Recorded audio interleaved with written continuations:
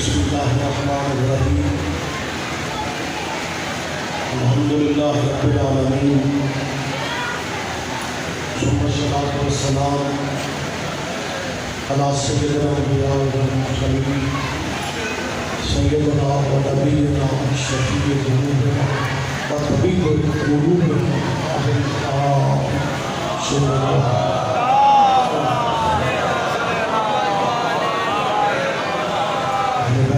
الطيبين الطاهرين المعصومين المظلومين أما بعد قال الله تعالى سبحانه في كتاب المجيد بسم الله الرحمن الرحيم لقد كان لكم في رسول الله أسوة حسنة عبادت میں اضافہ کیجیے صلوات سارے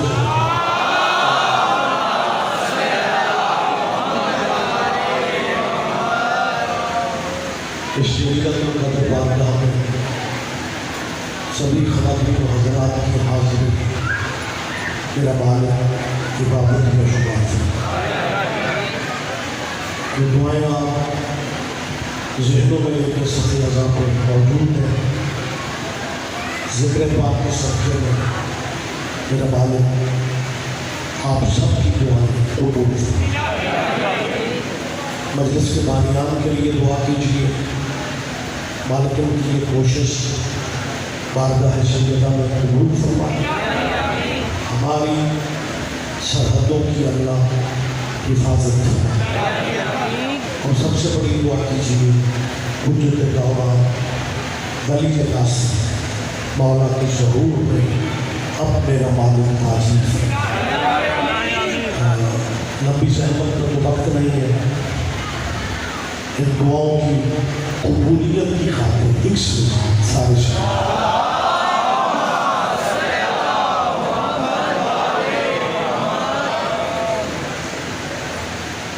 یہ اسلامی مہینہ ذی الحج کا ہے۔ ذی الحج سال کا آخری مہینہ ہے، اور اگلا مہینہ اسلامی سال کا پہلا مہینہ ہے۔ میں سمجھتا ہوں خوش نصیبی ہے ہماری کہ دنیا میں واحد قوم شیعہ ہے جو اسلامی سال کی ابتدا ذکر حسین سے کرتی ہے۔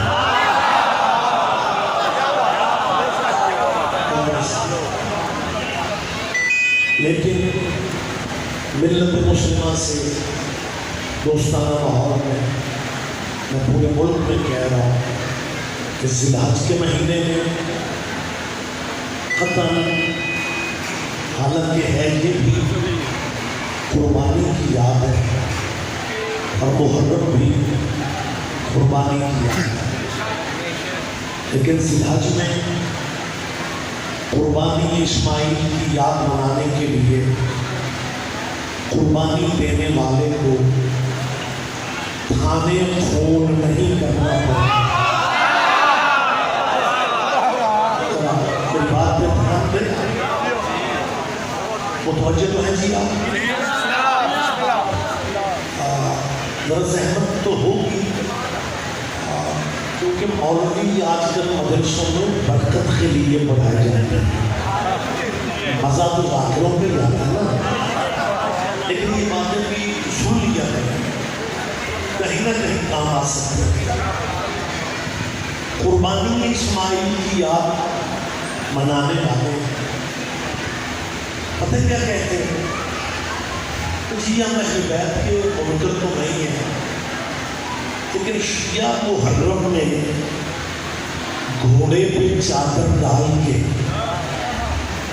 گلیوں میں لیے پھرتے ہیں۔ ہم بھی اس گھوڑے کی عزت کرتے ہیں۔ اگر یہ گھوڑا کربلا والا ہوتا، بچوں سے کیا کہا جا رہا ہے کہ ہم بھی اس گھوڑے کی عزت کرتے، اگر یہ گھوڑا کربلا والا ہوتا یہ جن چھتروں کو تو مہندیاں لگا کے پھر رہا ہے یہ جنت والے ہیں. میری بات کو ذرا توجہ سے حضور یہ دمبے بکرے چھترے یہ بنیادی طور پہ یہ اصل نہیں ہے، یہ نقل ہے. نقل کو عربی میں شبیہ کہا جاتا ہے. یہ دمبے چھترے جو ماہ ذی الحج میں آپ کو نظر آتے ہیں یہ شبیہیں ہیں اس دمبے کی جو اسماعیل کی جگہ پہ جنت سے آیا تھا. یہ دمبے چھترے شبیہیں ہیں اور حد یہ ہے کہ پوری دنیا میں ذی الحج کے مہینے میں شبیہیں نکلتی ہیں، کسی کا نکاح بھی نہیں ٹوٹتا.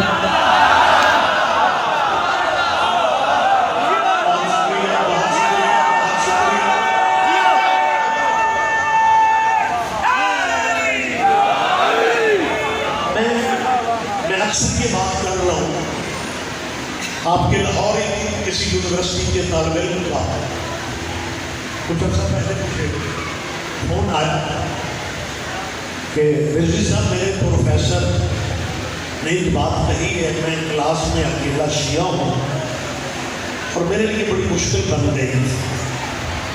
میں نے کہا جی آپ کے پروفیسر نے کیا کہا ہے؟ آواز آپ تک پہنچ رہی ہے؟ جی بیٹا آپ کے پروفیسر نے کیا کہا ہے؟ کہنے لگے جی پروفیسر نے کہا ہے کہ واقعہ کربلا ہونا تھا، ہو گیا، شیعہ جہانی نہیں چھوڑ گئے. آپ چپ بھی اچھے لگ رہے ہیں لیکن بہت بڑا نام جی سور کی دنیا غلام عباس اور مجلسوں کے آداب میں یہ شامل ہے کہ جب سریلا بندہ آ جائے وہ سورے بندے کو مختصر ہو جائے. لیکن آپ تھوڑی زحمت آپ کر لیں. میں نے کہا بیٹا آپ کے ٹیچر نے یونیورسٹی کے لیکچر میں کیا کہا ہے؟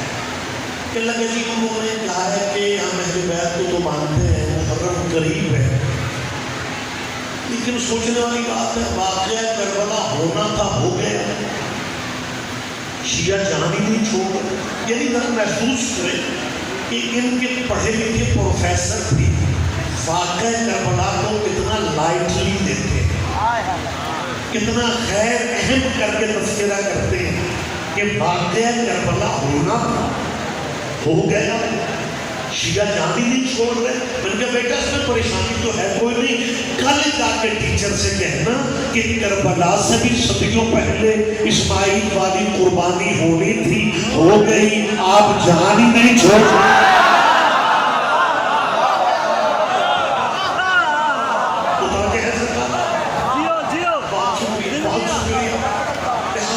گزارش کر لوں، میں یہ التماس کر رہا ہوں کہ یہ دونوں مہینے قدرت نے اکٹھے ہیں. ذی الحج محرم ذی الحج مناتے ہیں، محرم میں پیچھے رہ جاتے ہیں، حالانکہ ذی الحج خواب ہے.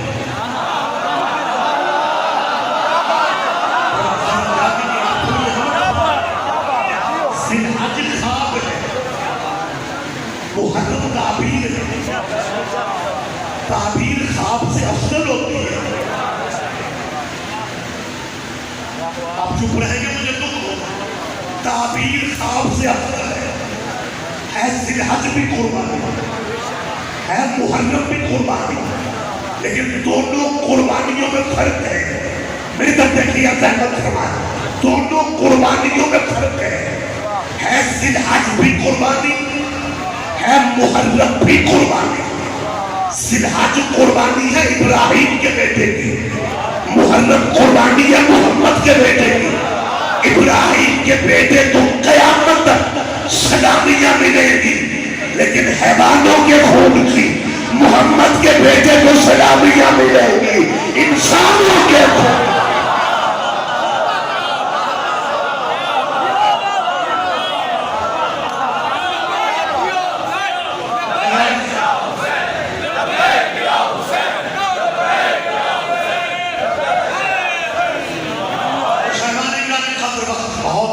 مہینے اللہ نے دونوں مہینے اکٹھے نہیں رکھے، اللہ نے ان قبیلوں کو بھی اکٹھے رکھا۔ یہی سبب ہے نماز میں درود آدم پہ نہیں پڑھا جاتا،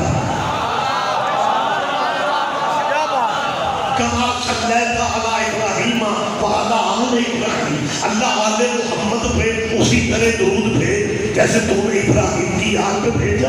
وہ یار ابراہیم کی آل پہ صدیوں سے پڑھے جا رہے ہو، باب آدم کو راضی کرو۔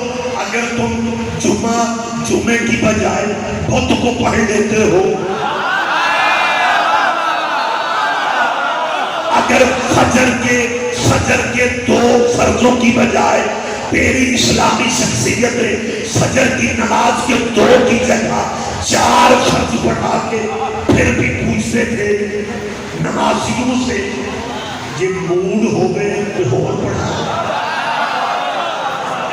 یہ پڑھے لکھے دوستوں کی محفل میں بات کر رہا ہوں۔ بھئی اگر اتنی گنجائش موجود ہے کہ جمعہ بدھ کو پڑھ لیتے ہو، فجر کے فرض 4 پڑھ لیتے ہو، تو درود باب آدم پہ کیوں نہیں پڑھتے؟ ابو بشر ہے، دنیا انسانیت کا باپ ہے۔ کبھی تو درود اچھے موسم میں، کبھی جب اچھے موڈ میں ہوتے ہو درود اس طرح پڑھو، اللہم صلی علی محمد وعلی آل محمد کما صلیت علی آدم وعلی آل آدم انک حمید مجید۔ کرو حوصلہ، تیرا مولوی تجھے مارنے کو آئے گا، وہ کہے گا مت ماری گئی ہے، آدم کی آل پہ درود نہیں ہو سکتا کیونکہ آدم کے بیٹوں میں ایک قاتل بھی تھا۔ اس کا مطلب ہے پتہ ہی سارا ہے کہ قاتلوں میں درود نہیں۔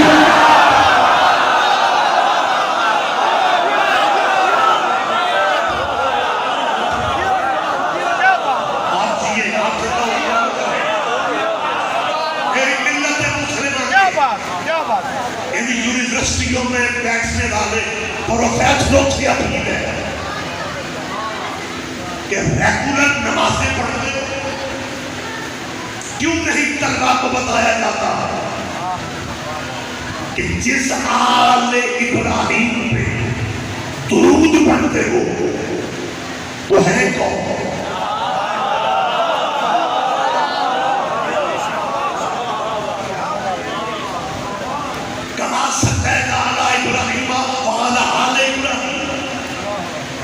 کبھی تو اپنے طلباء و طالبات کو کسی لیکچر میں بتاؤ، میڈیا پہ آنے والی اسلامی شخصیات سے میں کہہ رہا ہوں، کیوں نہیں بتایا جاتا یا آل ابراہیم کون ہے؟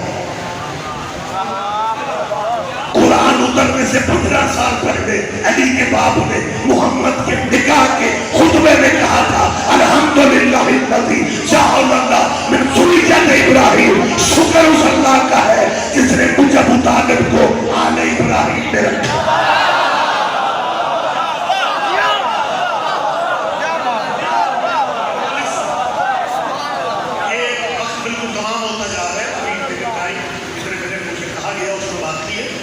شہباز شریف صاحب کی پنجاب میں حکومت ہوا کرتی تھی، میں صوبائی امن کمیٹی کا ممبر تھا۔ اجلاس میں سارے فرقوں کے علماء بیٹھے ہوتے ہیں اور وہ آگے نیم پلیٹیں رکھی ہوتی ہیں۔ میرے ساتھ والی شہر تھے جو مولانا تشریف فرما تھے، جب چائے کی پریڈ ہوئی میرا نام پڑھ کے کہتے ہیں ریاض حسین رضوی، سید ریاض، آپ شیعہ نمائندگی کرتے ہیں؟ میں کہا جی الحمدللہ۔ لہجہ دیکھیں، کہنے لگے وقت کوئی بحث کا تو ہے نہیں، یہ حضرت ابو طالب کے بارے میں آپ کا کیا خیال ہے؟ بحث کا وقت نہیں ہے، لیکن حضرت ابو طالب کے بارے میں آپ کا کیا خیال ہے؟ میں نے بھی اسی لہجے میں کہا، میں نے کہا قبلہ بحث کا وقت ہے نہیں، رسول اللہ کے نکاح کے بارے میں آپ کا کیا خیال ہے؟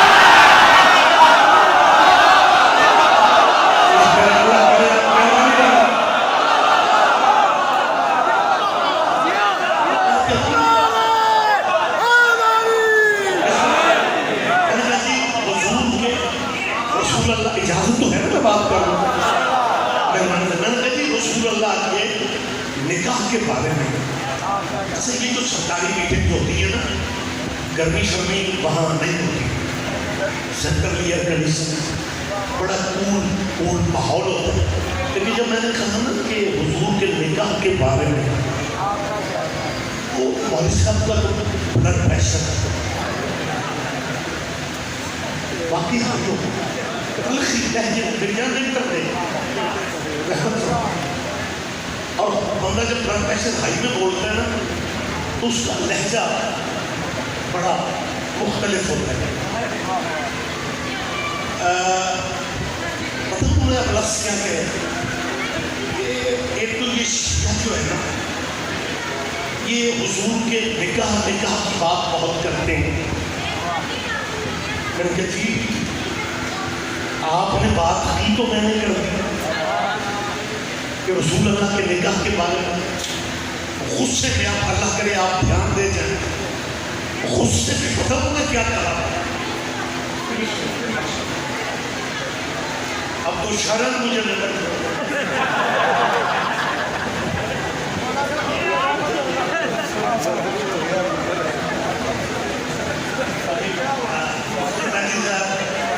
علامہ محمد عباس رضوی صاحب اب تو خون کی بات آ گئی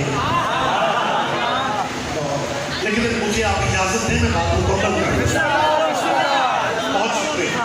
میں نے جب کہا تھا کہ رسول اللہ کے نکاح کے بارے میں آپ کا کیا خیال ہے میں کیا کہہ رہا تھا وہ غصے میں آ گئے اور غصے میں آ کے بتاؤ ان کا لہجہ کیا تھا. ذرا لہجہ پلیز مہربانی کریں. لہجہ پتہ کیا تھا ہمارے نبی پاک کی کئی شادیاں ہیں پتہ نہیں شیعہ کس شادی کو لیے کرتے ہیں. ہمارے نبی پاک کی کئی شادیاں ہیں پتہ نہیں تم کس نکاح کی بات کرتے ہو. میں نے کہا میں محمد کے ولیمے والی شادی کی بات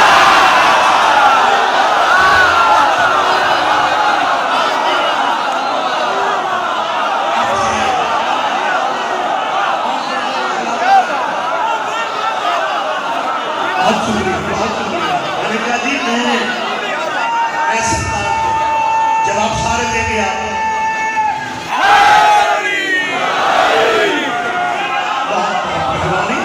میں سکھار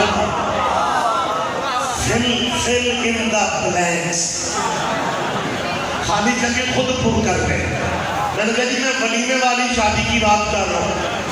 مجھے غور سے دیکھا میں نے کہا جی میں اس شادی کی بات کر رہا ہوں جہاں محمد دلہن لینے خود گئے تھے. اللہ جانے آپ نے بات کرنا. بہت شکریہ بہت شکریہ. اور اس شادی کا نکاح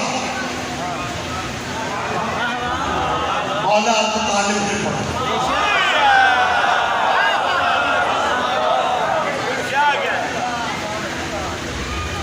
یہ عرب کی واحد شادی کہتے ہیں جہاں دلہن نے اپنے رشتے کی آفر دولہے کو خود کی اور اپنی کنیز کو بھیجا تھا کہ جا کے جبین عبداللہ سے کہے کہ میری مالکن کہہ رہی ہے مجھے کنیزی میں لے لے. اور جب بیوی نے ذرا 1-2 منٹ بس رہ گئے جب بیوی نے فیصلہ کیا نا رسول اللہ سے شادی کا تو بی بی ملکہ جولت کا جو خاندان تھا وہ پیسے والے لوگ تھے تاجر پیشہ تجارت پیشہ لوگ تھے. بی بی کی برادری کے بارے میں یہ رشتہ نہیں تھا. خواتین نے دبے دبے لفظوں میں احتجاج کیا بلکہ بی بی نے یہاں تک کہا خدیجہ کہ تم نے کیا اچانک فیصلہ کر لی. تم نے دیکھا نہیں تیرے باپ کی تجارت کا شملہ عرش کو چھوتا تھا. تیرے پاپا کی تجارت کا شملہ عرش کو چھوتا تھا. بی بی نے مسکرا کے کہا شادی مجھ سے کر رہی ہوں جس کی جوتیاں عرش کے آپ جیئے آپ زندہ و سلامت رہے. اگلی جو سنتے آ رہے ہیں اس کا لطف ابھی تک میں آپ دینا دے گا. یہ احتجاج خواتین میں بھی دبا ہوا بی بی کی برادری کے مردوں میں لیکن احتجاج کا ذرا لہجہ دیکھیں. بی بی ملیکہ بی بی کے والد حضرت خواجہ جب شادی ہو رہی تھی وہ دنیا میں نہیں تھے. بی بی کا چچا تھا عمر بن اسد، وہ معاملات کو دیکھتا تھا خاندان کی. جب شادی کا فیصلہ بی بی نے کر لیا تو عمر بن اسد نے اپنی برادری میں بیٹھ کے کہا، اللہ کرے اس باریکی کا لطف لے جائیں، اپنی برادری میں بیٹھ کے کہا کہ ہماری بھتیجی خود کفیل ہے، شادی کا فیصلہ کر چکی ہے، شادی تو یقین ہوگی. لیکن عمر بن اسد نے کہا میں پریشان ہوں کہ اللہ جانے ہاشمی ہمارے اسٹیٹس کا حق مہر بھی دے دے، اللہ جانے ہاشمی ہمارے اسٹیٹس کا حق مہر بھی دے سکیں گے یا نہیں. بات قریبوں پہ کرو، لیکن یہ ساؤنڈ کی نظر ہوگی میری بات کہ ہاشمی ہمارے، میں مکے والے ہاشمیوں کی بات کر رہا ہوں.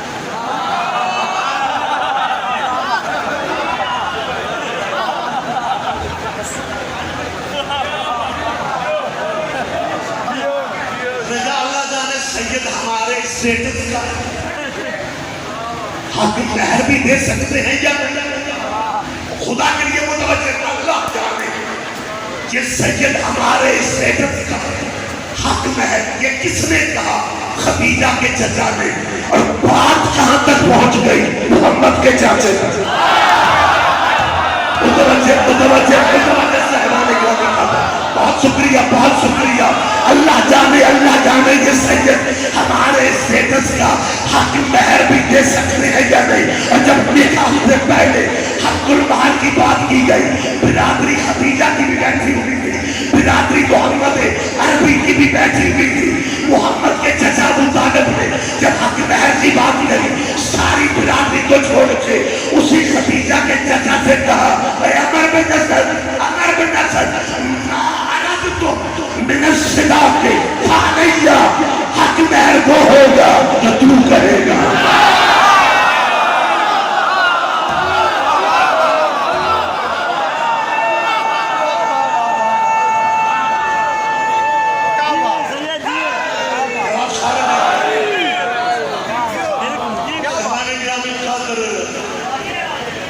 اگلی صبح ایوان خویلد کی دولت سیدوں کی حویلی میں شفٹ ہو رہی تھی، اور ایوان ہاشم کا مین گیٹ کھلا تھا. غلام دولت کے ڈھیر لا رہے تھے، یا گلی سے کچھ لوگ گزرے، ابو لہب، ابو جہل، ابو سفیان. میں رضی اللہ اس لیے نہیں کہہ رہا کہ تب جب کی میں بات کر رہا ہوں تب رضی اللہ نہیں کہہ رہا. ابو سفیان، عتبہ، عتیبہ، شیبہ، عاص، ولید، مغیرہ، یہ اس زمانے کے بڑے بڑے نام ہیں. جب یہ ایوان عبدالمطلب کے سامنے سے گزرے، فطرتی بات کی نبی کے چہرے پہ ایک اداسی کے تیور آئے. ملیکہ بھی قریب کھڑی ہو کے کہتی آقا یہ لوگ کون ہیں؟ حضور فرماتے ہیں خدیجہ میرے خون کے پیاسے ہیں. جب کہا نا میرے خون کے پیاسے ہیں، کھڑی بھی بیوی بیٹھ گئی اور تیرے نبی کے قدموں پہ ہاتھ رکھ کے کہتی ہے تیری جوتیوں کا صدقہ ان سب نے تو میرے قرضے لے دے.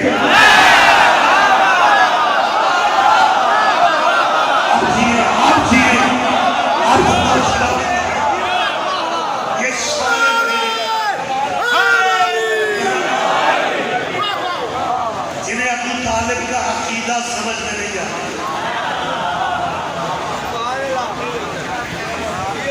خدا درجات عالیہ بلند فرمائے میرے استاد محترم مبلغ اعظم سردار اسماعیل مرحوم.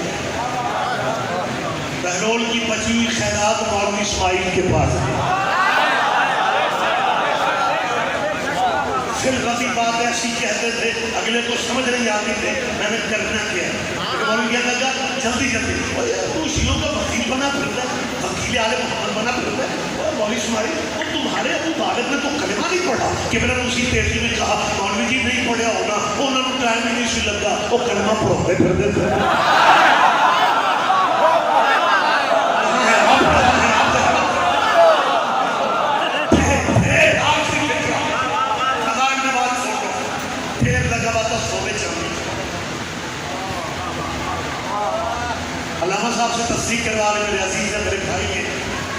لیکن یہ حقیقت ہے کہ جتنا حق محر تھا، روایت میں تھوڑا اختلاف ہے، ابو طالب فرماتے ہیں اپنے مال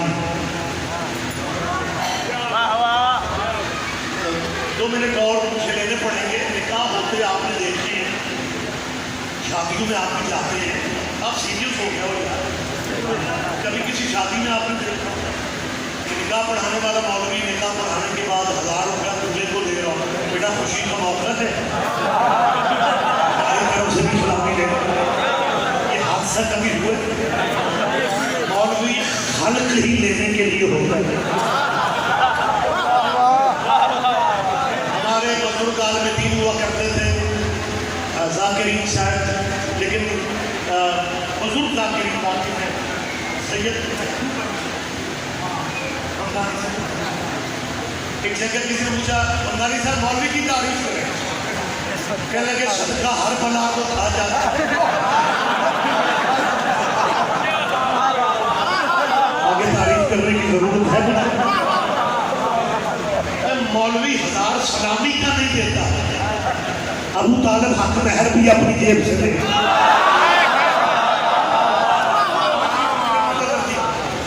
اللہ کرے ذاکرہ دی واریہ ٹھیک ہو گئے، میں تو کلا بندہ ہوں، میرا تو گزارا ہو گیا. لفظ ڈھیر لگا ہوا تھا سیدوں کی حویلی میں سونے چاندی کا، اور کسی پھٹی پرانی جس کا ٹائٹل پیج بھی نہ ہو، پھٹی پرانی کتاب سے ہمیں دکھا دے کہ دولت کے ڈھیر میں کھڑے ہو کے ابو طالب نے کہا بیٹا محمد تیرا حق مہر بھی میں نے دی ہے، دولت بھی ساری میرے قدموں میں ہے، اور میں بھی آخر بال بچت دار ہوں.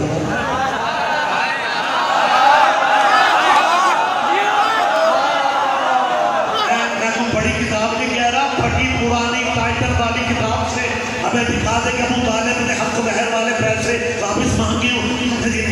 جو حق ہے وہ حق ہے، جو سچ ہے وہ سچ ہے. ابو طالب نے دے کے واپس کچھ نہیں مانگا. بات تو میں بالکل اب ختم کر رہا ہوں، مجلسی تمام میری ہو گئی. مجھے سمجھ نہیں آتی جو حق مہر تک محمد خان اپنی جیب سے دے کے ایک پیسہ بھی واپس نہ مانگے اس کے کلمے پہ بحث کرتے ہیں، اور جو 300 کی ادھار اٹھنی لے کے محمد کو 900 کی